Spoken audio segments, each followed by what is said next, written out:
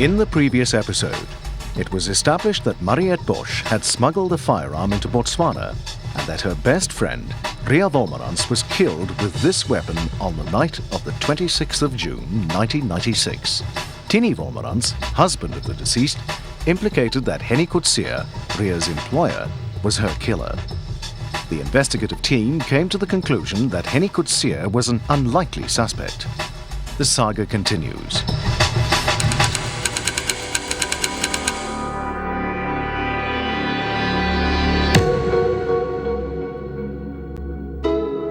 Since we've eliminated Henny Coetzee, let's look at the other role players. And I think our obvious choice would be the mistress.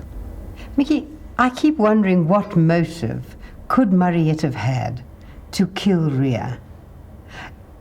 The court implied that it was because she wanted to marry Tinnie, but she must have known that Ria was going to sue for divorce, because Ria told her parents that, and as her best friend, I'm sure she knew it. So why would she murder Ria? Why could she not just wait for the divorce to come through and then marry Tinnie? Yes, that's a good question. Since it was just a matter of time, why didn't she just wait?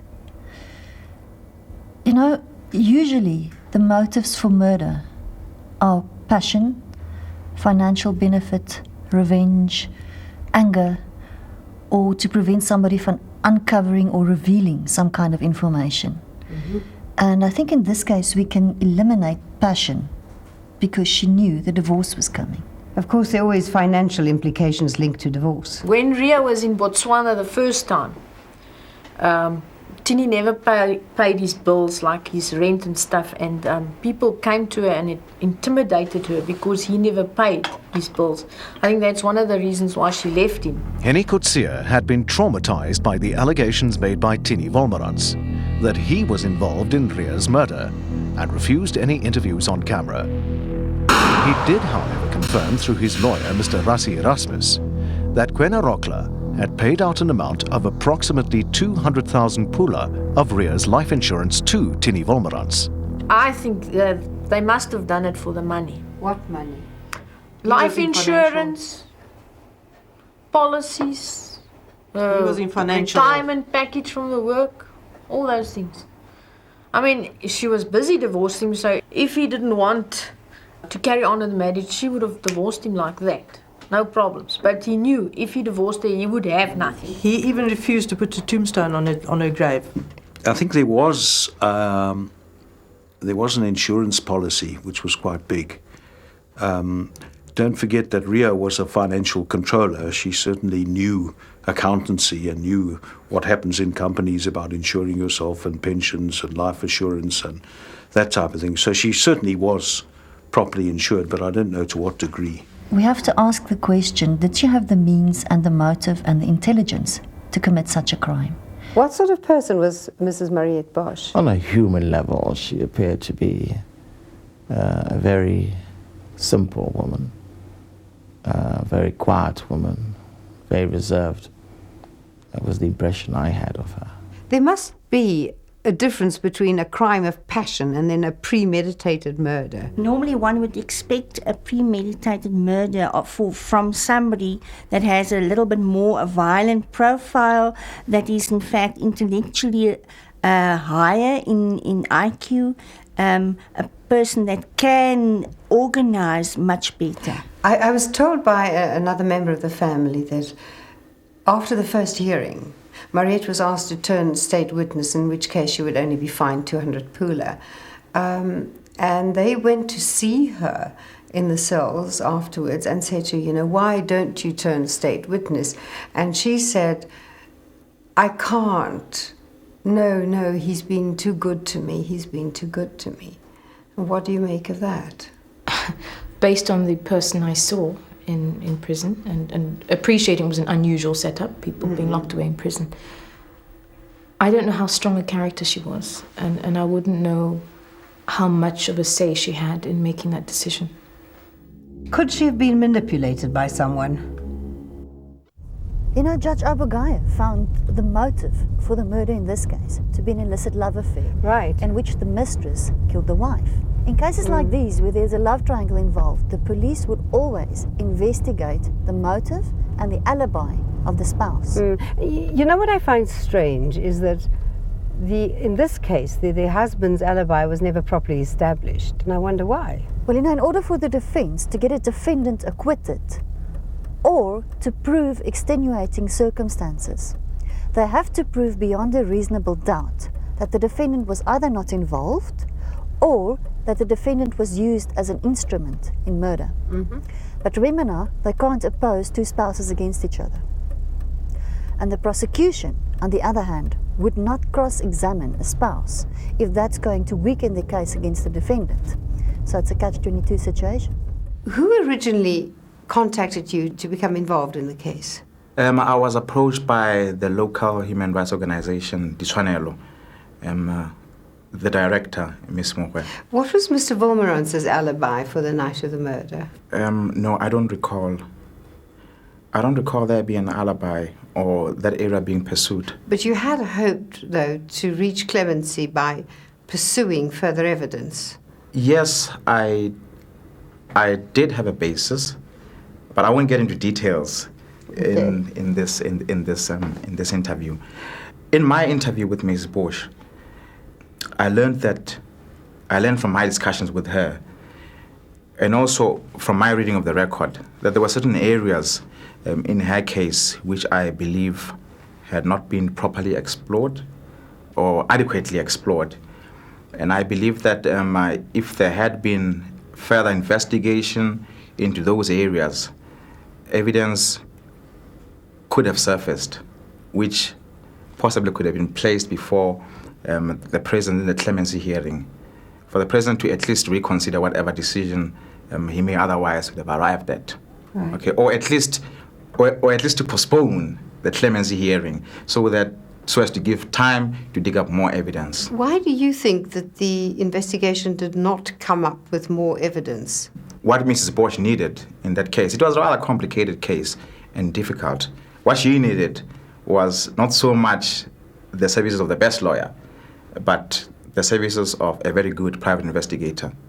This was a sort of case which required proper forensic and other investigation. Is it true that in Botswana a wife cannot testify against her spouse? Yeah, privilege. What was Tinnie's alibi for the night of the murder? He said to some people that he was in Maun, which is 6 hours' drive away from Gaborone. Yet to some other people he said that he was in Francistown, which is about 4 hours' drive away. And there are also unconfirmed reports of him flying into Gaborone with Air Kalahari on the night of the murder. I would have liked to have talked to Tinnie about it, but at the moment he's not talking to me.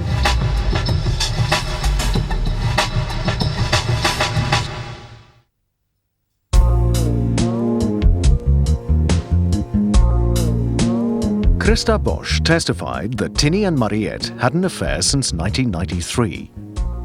There are many incidences quoted in the judgment, and it was enough to convince the judge that the affair had existed. And when Tinnie came for Ria's funeral, he didn't come alone, did he? No, Mariette came with. And where did they stay when they came over for the funeral? My mom prepared where Lorette and them are staying now in the flat. She prepared the bedroom for Mariette and Marina, Mariana and Suene, eh? Was Suene?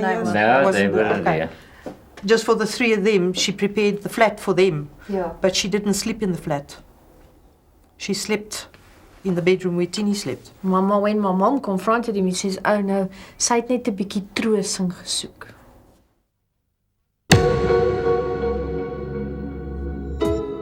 A part of Mariette's defense was that Henny Coetzee had hypnotized and drugged her 2 days before the murder, and under his command, she went to fetch her late husband's 9mm from a friend, Mr. Dennis Weber, in Pietersburg.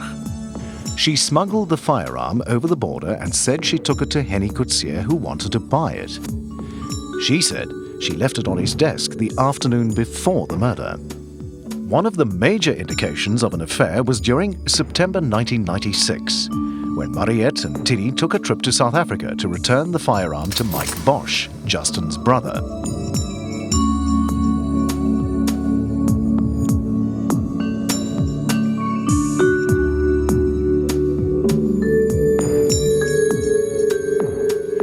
asked Mariette to marry him only 2 months after Ria had been murdered.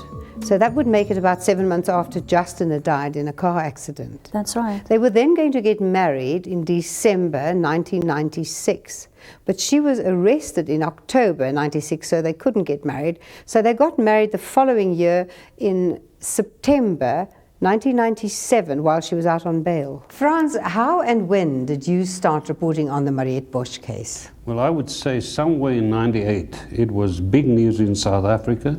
Everybody knew about this. And then at that stage, '98, they refused me the interview. Had she been charged already or not? Yes, yes. It was in the South African press.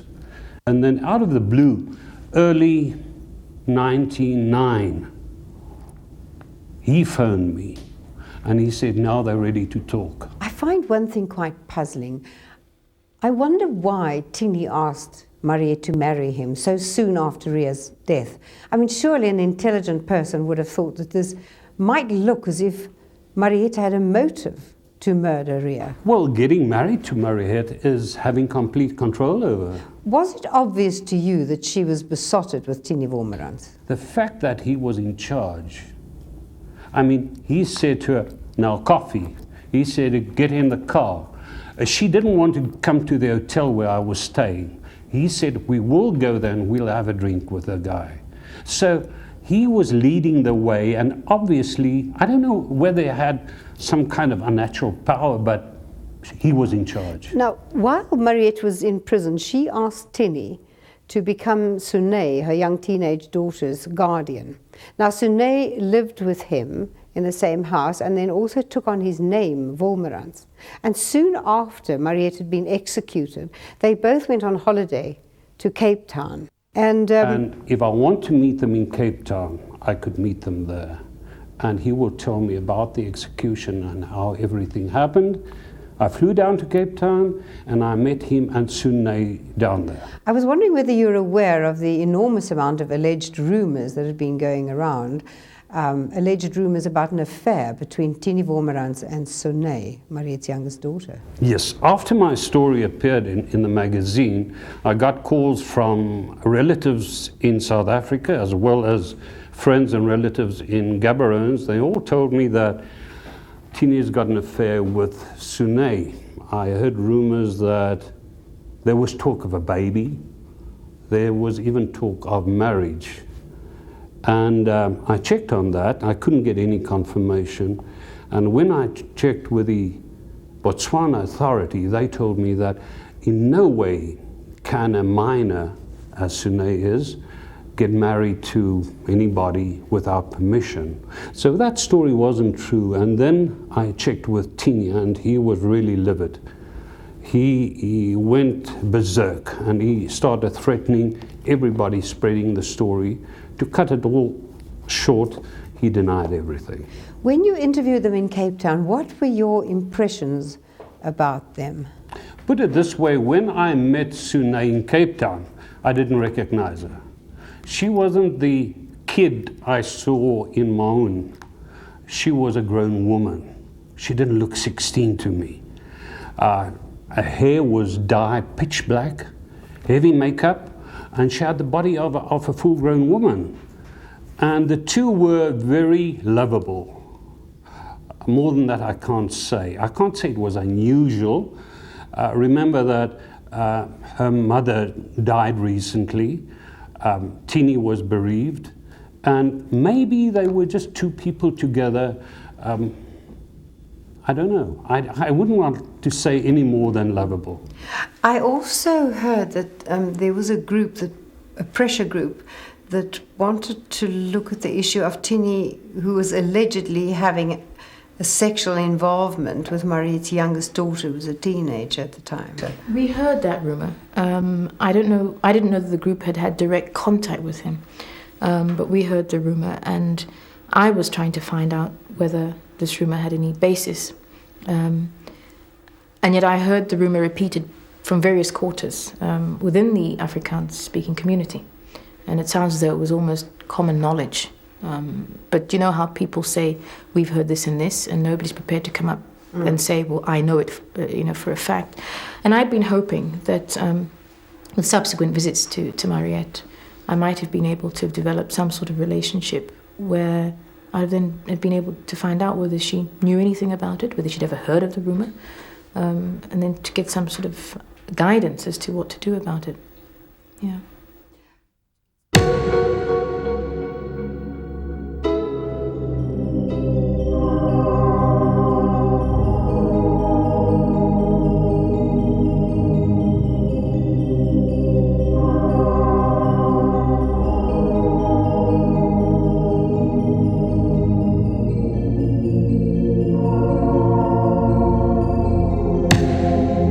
When Mariette was sentenced to death, she appealed, and Mr. Luke withdrew from the case.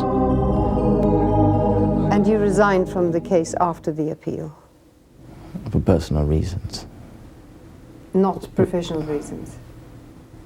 Well, personal and probably professional reasons, but more personal reasons than anything else. But also, if I may continue, yes. I had very little experience in dealing with a post-appeal, in fact, virtually no experience whatsoever in dealing with a post-appeal situation.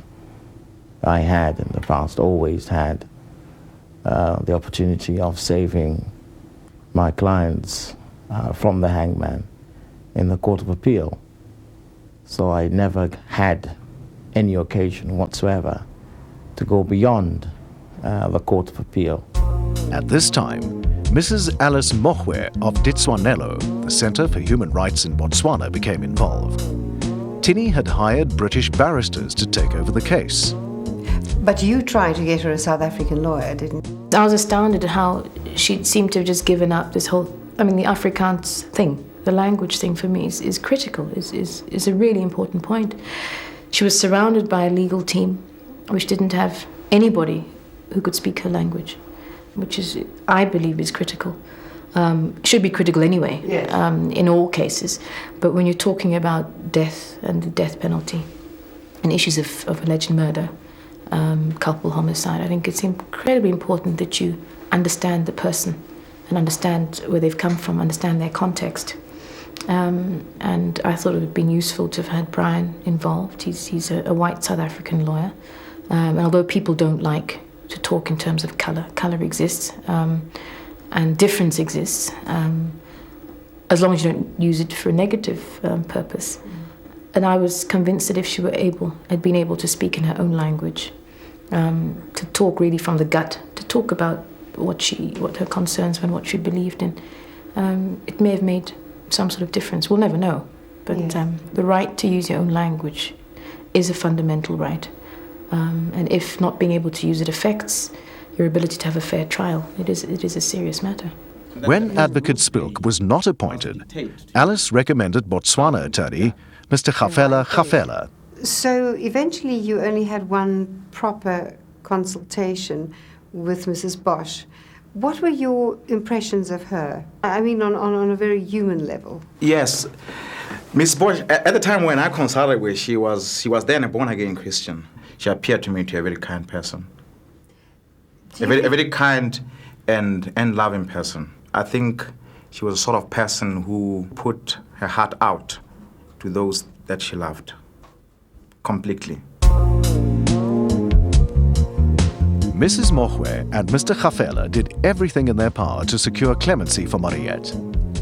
Advocate De Silva attempted to prove to the court that Mariette had indeed acted upon someone's influence. If he could prove this, he could have argued extenuating circumstances and saved her life. Alice Mohwe recommended that South African advocate Brian Spilk, an expert on human rights, become involved in Mariette's clemency application.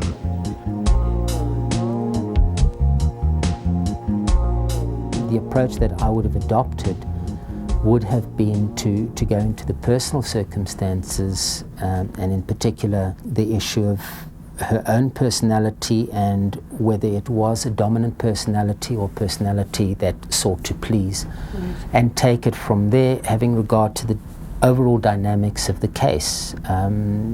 There was a hint in De Silva's argument before the Court of Appeal that she had been under the influence of her husband. Would it be fair to say that you felt that there was too much interference from outsiders in the Bosch case? Unfortunately, I must say yes. It was most disconcerting, because I think had it been appreciated that the roles that Alice wished to play and I was volunteering, if there were no funds, and I made that quite plain. One somehow can't help wondering whether the story might have had a different ending. Had Brian and Alice had access to Mariette before that fatal Friday, if the legal team had given them access to Mariette?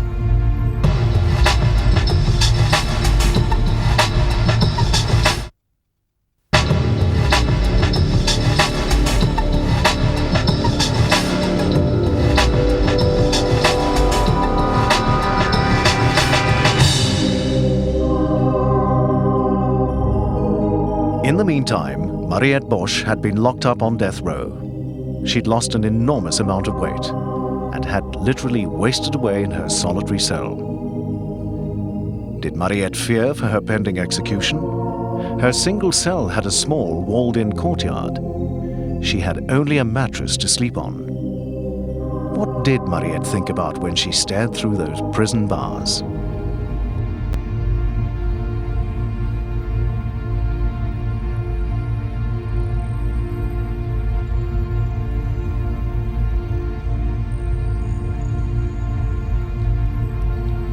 Many say Mariette became a born-again Christian in prison, and that she'd made peace with her fate. Mrs. Martha Rampa, wife of Pastor Opa Rampa of the World of Christ Ministries in Gaborone, acted as Mariette's spiritual counselor during her imprisonment in Botswana, and was one of the last people to have seen her alive. Martha, you got to know Mariette Bosch very well towards the end of her life, and you were her spiritual advisor for the last 12 months when she was in prison. What sort of person was she like? She was very friendly. She was very understanding when I talked to her about surrendering her life to Jesus. Within that 12 months that we built a close relationship, and I loved her so much. Do you think it's possible for a person like Mariette to have done such a deed? I wouldn't say, I wouldn't know, because I never actually asked her whether she did that or not. She just one of the days volunteered to tell me that she didn't do it. It seems that she had no idea that she was going to be executed soon after that. I doubt she did, because she would always tell me how she felt, even when fear will grip her, and I believe she would have told me if she knew. And yet she was apparently very emotional when you saw her on the last Wednesday before her death. When we pray, we will hold hands together, including the prison officers, and we will pray. And that morning, she kept asking me, "Are you coming back next week?" I said, "I've always told whether I was going to make it or not, but every time I'm here, why are you so concerned?" And she kept saying, "Please come back, please come back." When we were praying, as usual, I said, "Let's hold hands together." And I still remember very well, I held her with one on my left hand. And when I began to pray, she really held onto me very tight and was crying, very unusual. Do you think she was afraid? I wouldn't say, because I always ask her, I said, "Are you scared to die?" Every time when you think of this, do you feel afraid? And she will tell me, not really, but she's thinking of her children. She said, I would love to continue life to see my children also growing.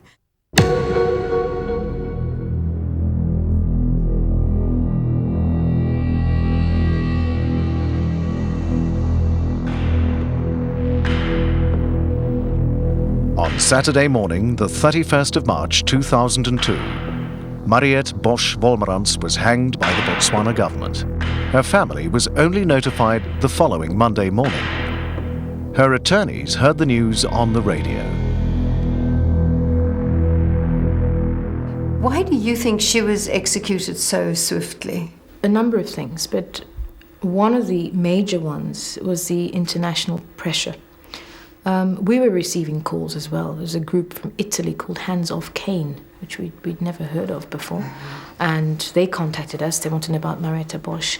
And I reminded them that there were 2 Southern Africans on death row, one black and one white. That's right. And they were not interested in Kobedi, whom, as you know, whose case is still going on now. It's still going on. Yeah. All they wanted to know was about Mariëtte Bosch. And of course, in 1999, we had been involved in the death penalty case relating to Tubasara. We hadn't had such international coverage. Right. And so even for the average Motswana, it was like, but what's so special about this case? And of course, the noticeable difference was that Mariette was white, and all the other people who'd been executed were black, and there'd been no focus on them. And there were some people who were opposed to her being executed, those few who spoke out, because she was a woman, that women shouldn't be executed. But of course, our position is we're opposed to the death penalty, whether you're a woman or white or green or whatever. So you had that element, the sort of what appeared to be interest merely because she was white.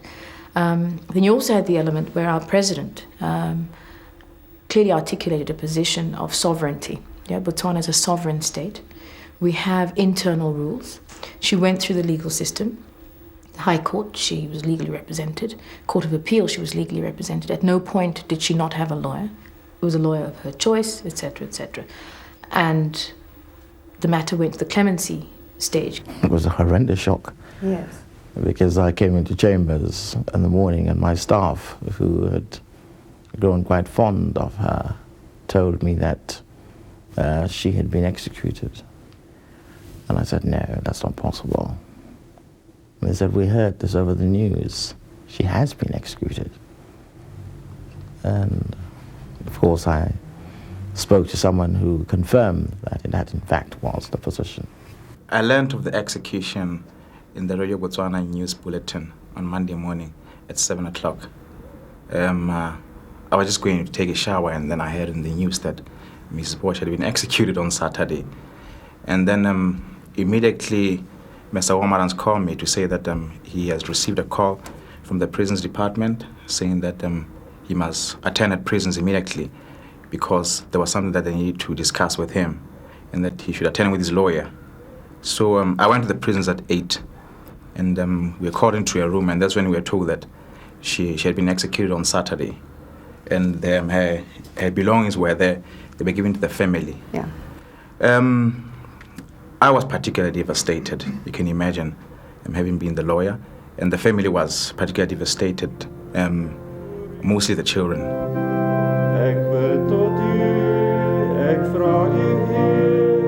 Upon hearing of his wife's execution, Tinnie flew into an indignant rage.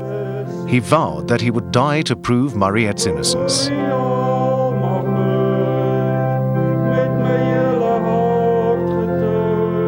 I've made a promise to her that the truth shall be revealed one day. And Mariette, I know that you hear me. I know that you're here with us, with God. I shall keep that promise. And I love you. One would think that a man so inspired to prove his wife's innocence would be prepared to discuss his case with the television team. Okay,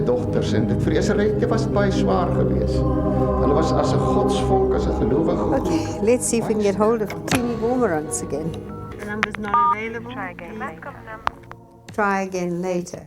This is now the third day that I've tried to get hold of Tinnie Womarans. I don't really know how to defend him.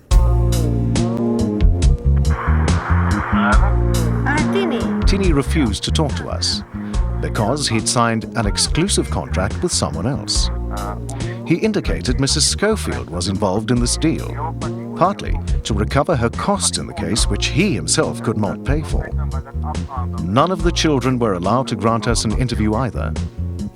I had a pretty sleepless night last night because I couldn't help thinking that somewhere we are just missing a link. And it's just around the corner, but we're just not getting that little link that's going to make everything make sense.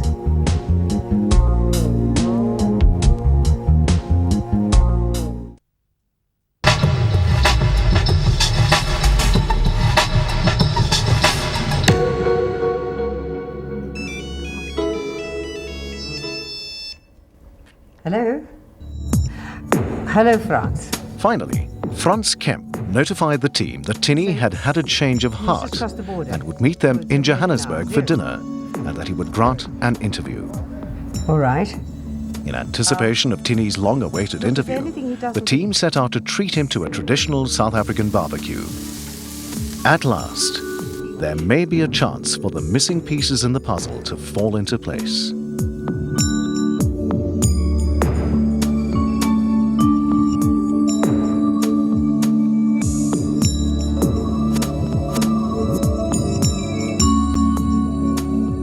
Remember also in November 1999, Mariette got permission to come to South Africa to attend Tinnie's daughter's wedding.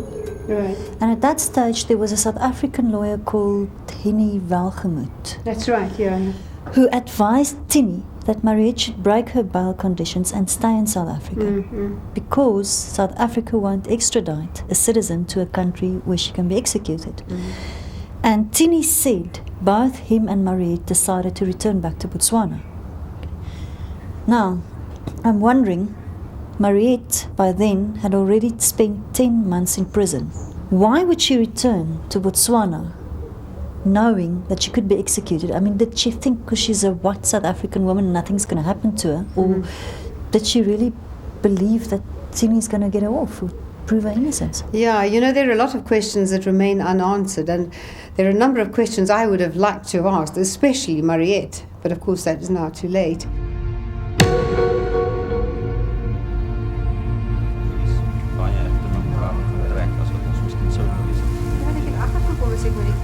Tinnie, I'd like to know, how are you coping at the moment emotionally? How's the family coping? Mariette's daughters, are they well? You know, Sandra, I think as with most traumas, it tends to get used to it.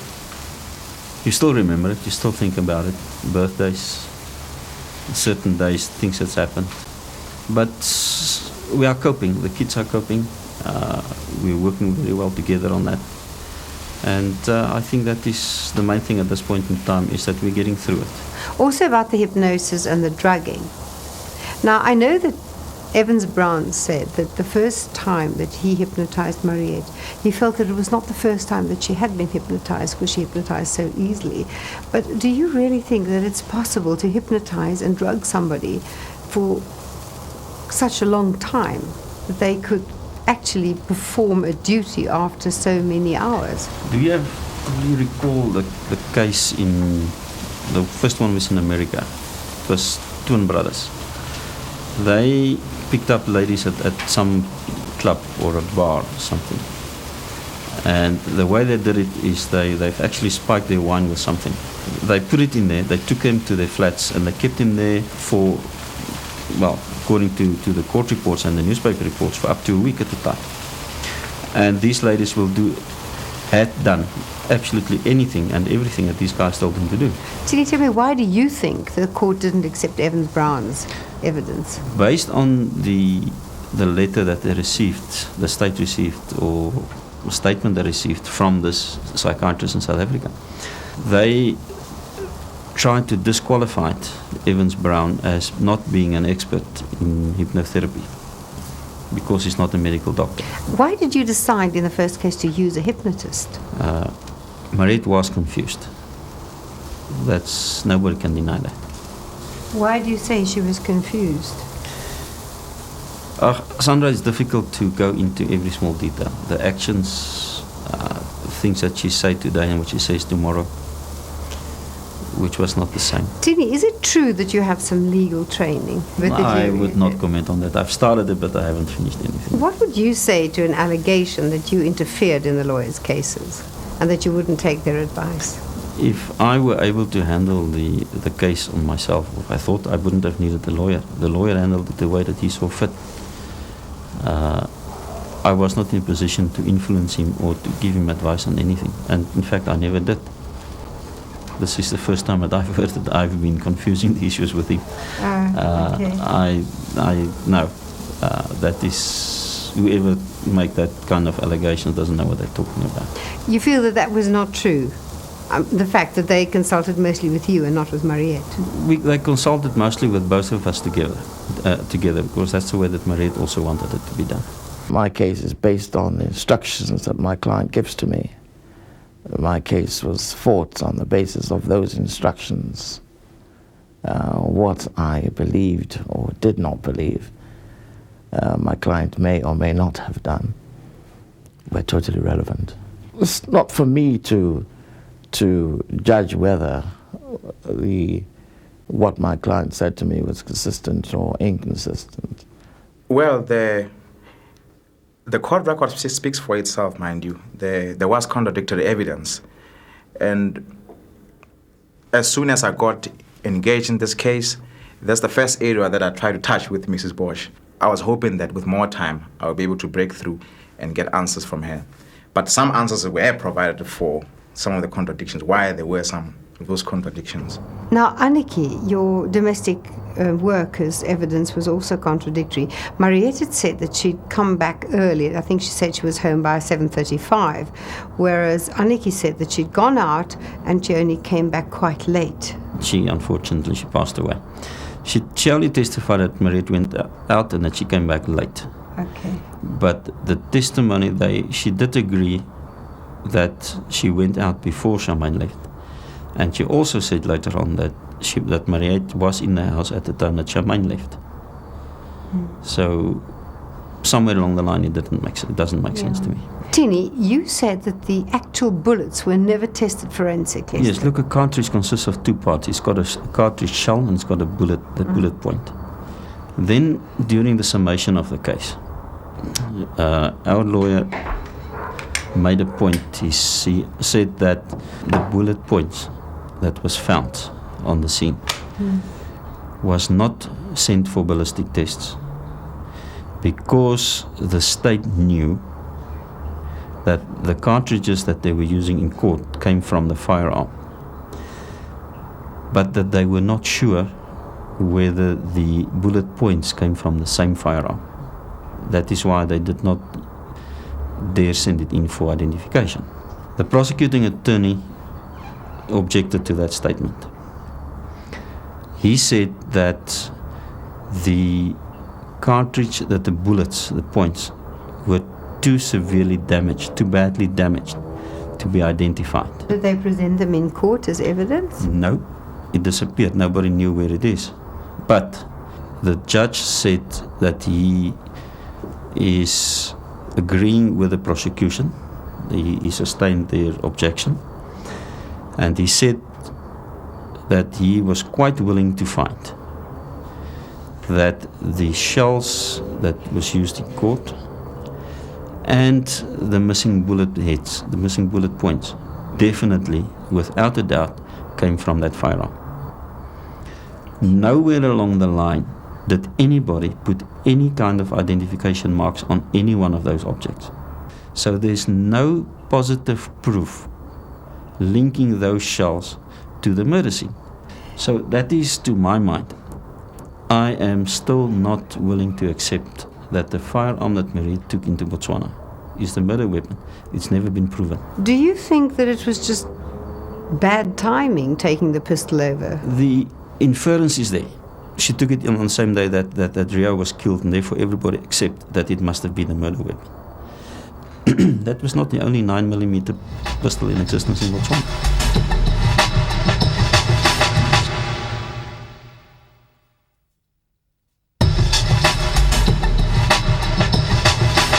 Well, it was all over the press, so I can ask the question that you felt that Henny Kutsia was the person who'd committed the murder. Yes, I've heard that I'm repeating it like a mantra, and that I might possibly have instilled this idea in Mariette's head. The facts are simply this: 4 weeks after Mariette died, after Ria died, that was early in August. Was it 4 weeks? Yeah.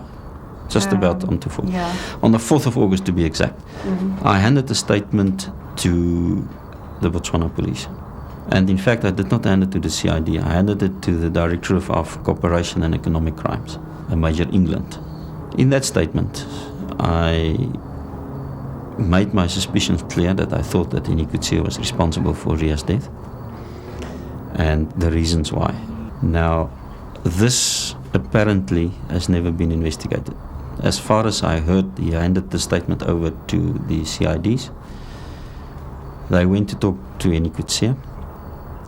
They showed him my statement and they asked him his comments on it. Tinnie, how did you know that he was involved in fraudulent activities? There was... No, I think I should not answer that. That would be, at this moment, not be appropriate to answer it. Let it be enough to say that I did have knowledge of some of it that's happened, which I... But did Ria tell you about this? Some of it I got from her and some of it I've got from a person that was involved with this. Advocate De Silva, who was Mariette's defense, said that he felt that she'd been manipulated, and he named you as the person who could possibly have manipulated her. It happened on a Monday afternoon before the appeal started. He actually called me to talk to me about this. He said that he was going to use it in mitigating circumstances, or to try and get some mitigating circumstances in.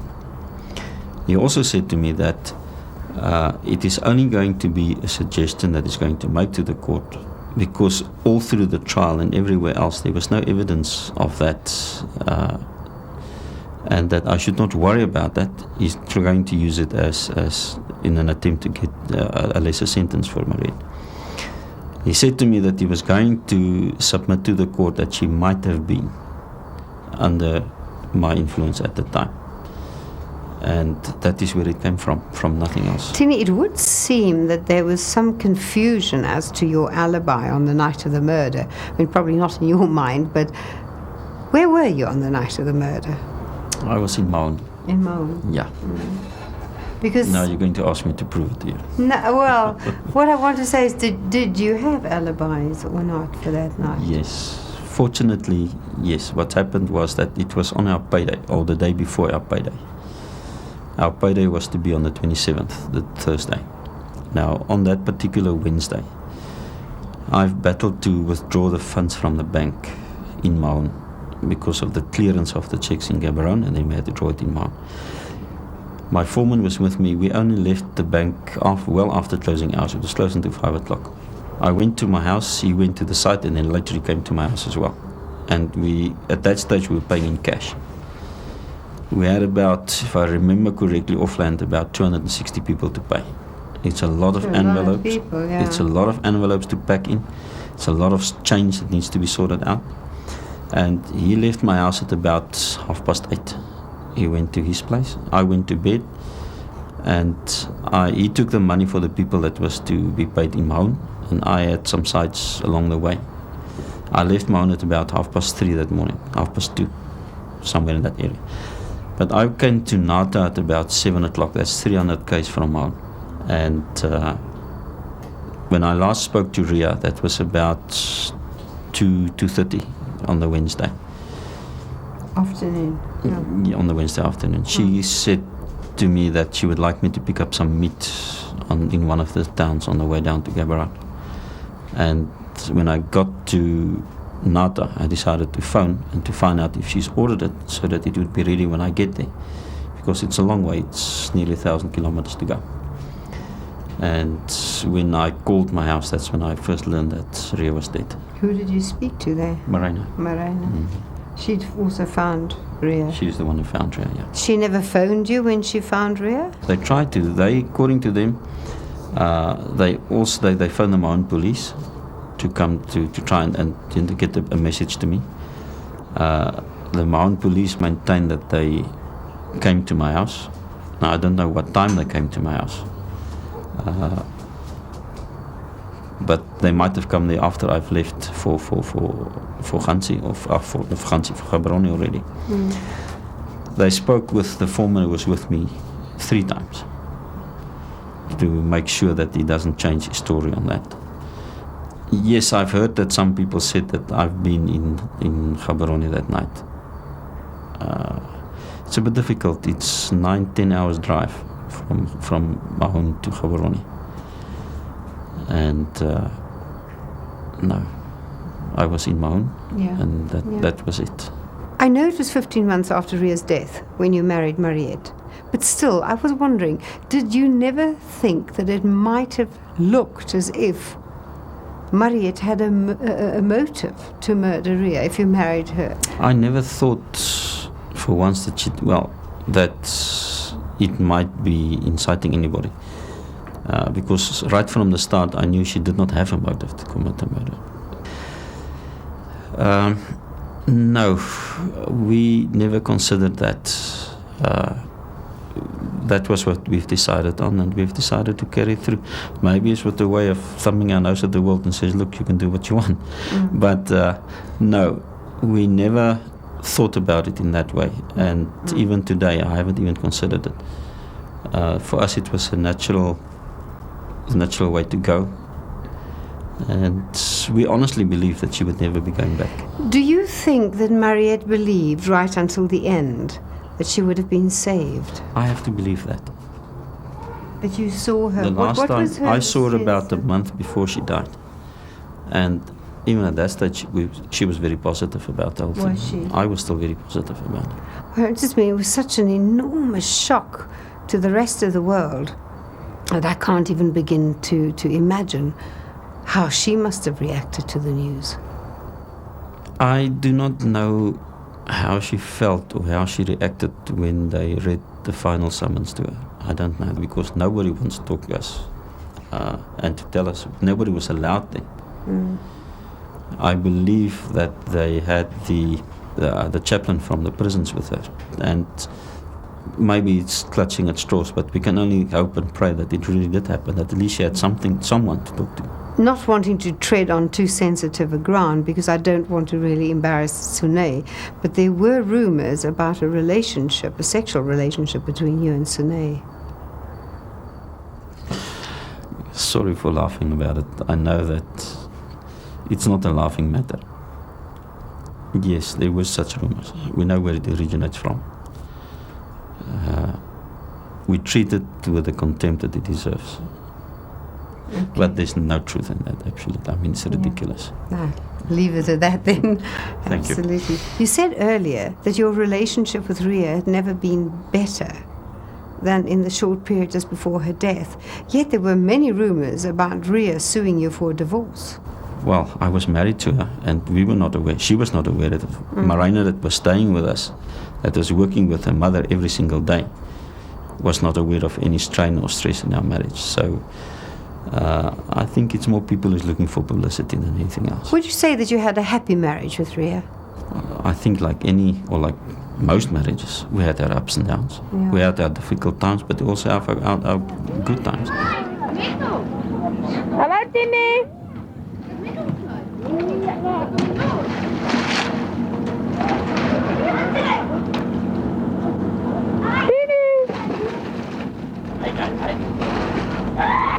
You?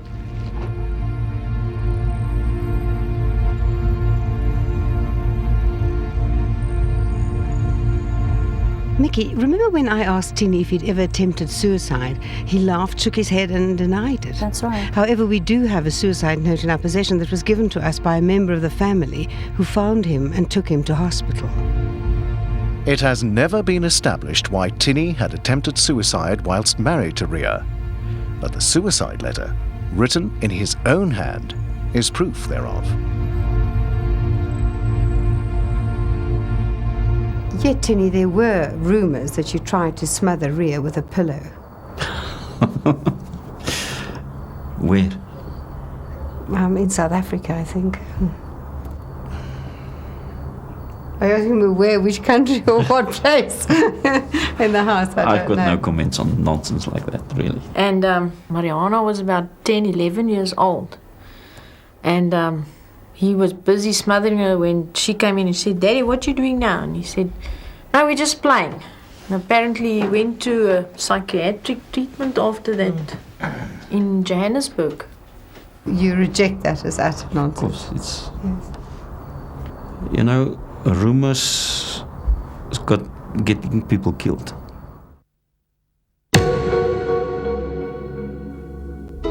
Does Tinnie Wolmerans really know who the true murderer is? He persistently alleges that Henny Coetzee manipulated Mariette to bring him the firearm, and that Henny himself had committed the murder. What would Henny's motive have been to murder Ria? The auditors had established that there was no fraud committed at Kwena Rockler, and Henny had been cleared by Judge Abuchai. The question remains, is it possible for this relatively simple woman, Mariëtte Bosch Wolmerans, who was so besotted by a man, who would do anything for him, could she really plan and execute this murder on her own? Was justice served? You decide.